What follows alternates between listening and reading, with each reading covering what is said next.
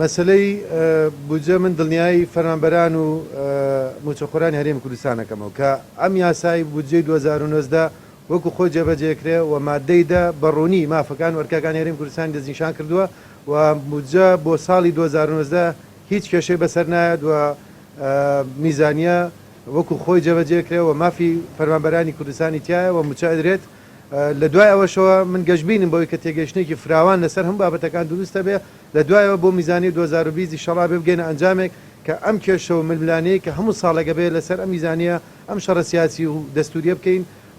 لە 2020 بگەنە ئەنجامێک و ئەم لیژنانە کۆتا ئەنجام دروستکەن کە لە دوایەوە چیترە مناقەشەی دروست نەبێتەوە بودجێ هەرێمی کوردستان بە شێوەیەکی فەرمی لە دەستوری عێراقا جێگیر بێ و بە ئاسا جێگیر بێ و ئیترمە بێ بە بابەتێک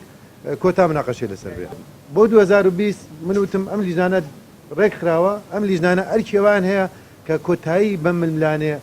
سیاسیە داراییە ئیداریە بێنن لەسەر هەموو بابەتە گشتەکان بە تایبەتی میزانیە نەوت مادەی سەڵچل کە ئەمە بۆ ئێمە خاڵی سەرەکی و خاڵی تێنەگەشتن هەبوو تا ئێستا ئێمە گەشتبینین بە ڕێکەوتن ئەگەر نەگاتە ڕێکەوتن ئەو وەختە ئێمەش بە پەیوەندی لەگەڵ هەرێمی کوردستان و پەرلەمانی عێراق و هەرێمی بڵێن حکوومەتی عێراقا ئەزانی ئامرازەکان چیە بەس هیوادارین کە نەگاتەوە و ئێمە گەشتبینیشین کە ناگاتەوە ڕێکەوتنی بنەڕەتی دروستە بێ لەسەر بابەتە